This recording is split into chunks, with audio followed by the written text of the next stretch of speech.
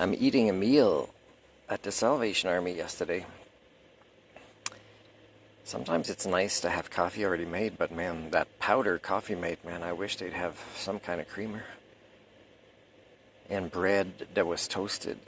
You know, when I went and started a file, being new in the community, they don't really ask specific diet needs, or if they do, I say what it is, and then as soon as I get my first donation, you can see there's a whole bunch of the opposite of what I said, and it's not the first time this happens, which is why, the concept of client-centered is not really possible for religious people who help, because for them it's an identity-centered thing they have to reinforce, because the help they give is not really client-centered.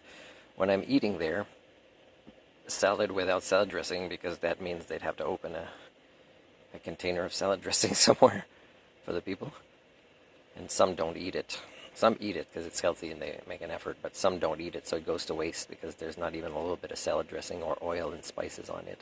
I've seen this before in food banks and stuff. So anyways, there's a young lady who's walking that I'm noticing outside on the sidewalk, and she takes a picture of the volunteering thing.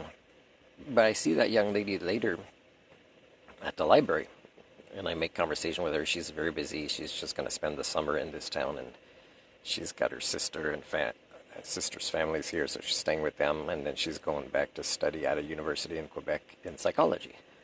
A few things we have in common, psychology, for example, and other things. And so I give her, my twin resume and tutoring poster, and I say, oh, if you know a place, right, to rent and help me with leads, I'll help you with leads. I'm also a newcomer.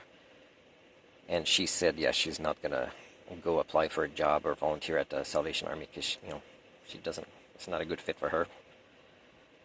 And it isn't for me either, but the thing is I'm very client-centered, and I'm very much a culture pair that wants to kind of help improve society, so I still keep trying. That's the difference. So anyways, what's weird is that young lady was leaving the library a few times for the phone, and one time she was going to leave for longer, so she doesn't ask me at the table next to her that's already been keeping an eye on her things, but she asks a stranger, a young lady that's around maybe her age, a stranger, after she has my resume, my name, my email, a picture of me on it, information about me, she'll ask a stranger. Now, of course, you would identify with that because, ladies have to be careful, whatever. Well, no offense, but, if I went in after her things, other people would notice. And also I could show her a criminal record check on my computer if she wants. But to ask a stranger, somebody that's studying psychology, is that tells you a lot about just a stranger making conversations, being confident, having skill sets. Why I'll never, for that and many reasons, like being an Homo sapien who's not religious, because I'm an Homo sapien, would never, be given a job. So this Salvation Army here is, when I arrive in town, there's like a job that I would be a good fit for, and it's been posted for 4 weeks, and they don't have anybody for it. Now it's 5 weeks, and they won't hire me. So when people say, Martin, you can't discriminate against a person's religion, well, no offense, but, when it has a negative impact on me, them, society, their kids, I'll judge their decisions. Has nothing to do with like race and I tell you, there are fundamental human rights that are part of the charter in Canada, and I tell you, Salvation Army always violates them with me because I'm not religious and I can't volunteer there when they're begging for volunteers, and I have to suffer when I eat food there that they don't have enough volunteers to kind of cook things, and then they get impatient, they barely smile, and they're not in a good mood, and it's just, here you go, boom, boom, I just saved your soul, now get out. There's no people skills, there's no desire to partake in community. This is pretty much every place I've been with the Salvation Army. So I'm going to hand in this form that they gave me, and I'll read to you what it says. Well, it says, I seek to serve the community no matter what their creation myths are, if any. And I say address, modest, semi-functioning motorhome here. Previous volunteer experience, non-official helpfulness only, because, like, for example, in Parksville, I was helping put away the tables that were outside after lunch because they only had seniors that found the tables heavy, but I wasn't on the books because they can't put me on the books because it's important they keep discriminating against my beliefs, but use me in this way. So in a way, if Jesus doesn't want to come back because his dad says, go give it a try, you failed at your first mission, go. No, there's plenty of Christians there. I'm afraid of them because they're the ones that would really attack somebody like Jesus, right?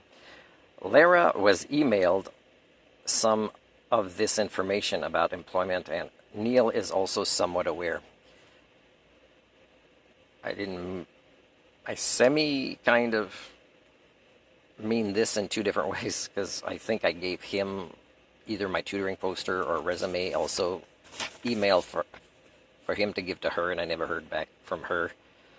And then when she's there, I can go see her in her office, and then she kind of makes fun of me like most people do about the conversation we have about life skills coaching, what that is, and how people keep asking me. People need it, and they think, oh no, that's too much for the clientele to give like a 4-hour lesson.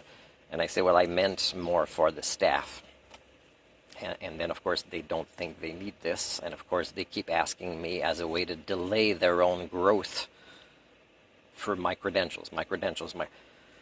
I offer them to, be co-facilitators, and I explain to them what it is, and I email them the information.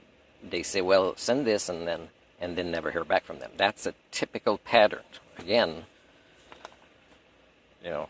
if Jesus is going to only help your species because he has to be able to do miracles, then I don't know what the purpose of your species is and how it can't self-correct by itself and how it's better than others when it needs miracles. And you guys believe in saviors coming that work miracles because you're intellectually lazy, and unconsciously.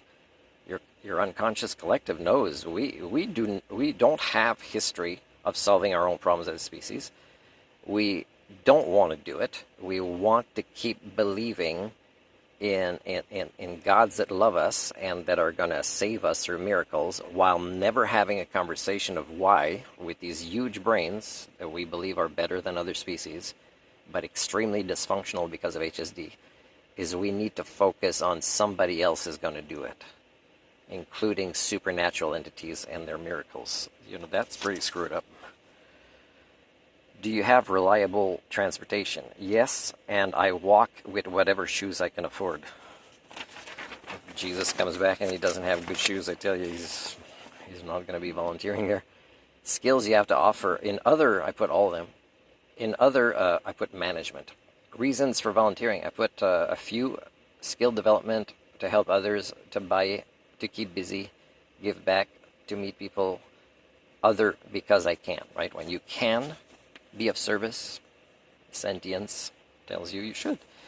How? Now, of course, so many triggers from Salvation Army, and so many ways I've been victimized, and yet I offer again because I'm client-centered. How did you hear about our program? And I wrote not applicable because, I've known about Salvation Army for a while. So please check which areas you would most like to volunteer. And I put children and youth programming, a wish center, Christmas season, emergency disaster services. Availability flexible at this time anyways. What prompted you to choose Salvation Army for you could use the help? Okay, and you would say, Martin, you're never going to be... Well, I'm not, whether I hand this in or not. And one of the things I said to Neil the other day is I can only help those who want to help themselves. As I said, I've already done my due diligence. I've followed up with you guys so much, and you're not getting anything done, and you're kind of saying, he's too busy, she's too busy. It's like, we need help. And I'm like, you realize I'm sitting in the office for this role you need help in, right? Yeah, it's... Whoo. Is there any medical information or diverse ability that should be taken into consideration while volunteering? And I wrote, yes, I am an Homo sapien. And of course, people think they already are. Oh, there was another question before. How do you think you can help the Salvation Army? And I underlined you think. And I wrote, because of how efficiently I think. How do you like to be recognized for your work? And I wrote in quotations, we are grateful to you, or great job, Martin. And then give a reference, one reference, either employer, neighbor, minister, or teacher. And I said Major Norm, That's the person that I had a few interactions with in Parksville and helped a little bit there unofficially, and he knows. And I said, perhaps he is now in Medicine Hat. I don't know where he was exiled to, away from his community and his family, because, anyways, you figure it out. You figure out why you guys keep talking about the history you've never learned from as Christians. Then confidentiality policy, as I write, I understand your priorities in this policy because a lot of it is related to like financial stuff not to divulge. It's not really client-centered, and it's not really specific as examples. So, and then number 5 is waiver of liability, and I wrote my own words in there. I can help you with that through training, a portion about safer work environments, and then occasionally happen when it cannot be attributed to any fault on the part of any one individual or organization. And I said case-by-case basis should apply. Oh, I'm missing a letter. And then I wrote okay for a paragraph that made sense to me.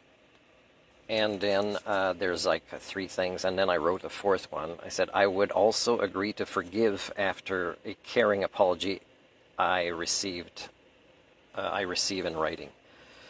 And I write this because, like if people are only afraid to be sued and they try to write things that are incongruent as a way to prevent people from thinking they'll get away with suing them, when it's not getting away with suing them, it's like them getting away with not being sued, is I do say, hey, if you kind of acknowledge an error and you give me an apology in writing, yeah, I'm not the kind of guy that wants to sue you for money. That's what you guys would do. Really is what it is.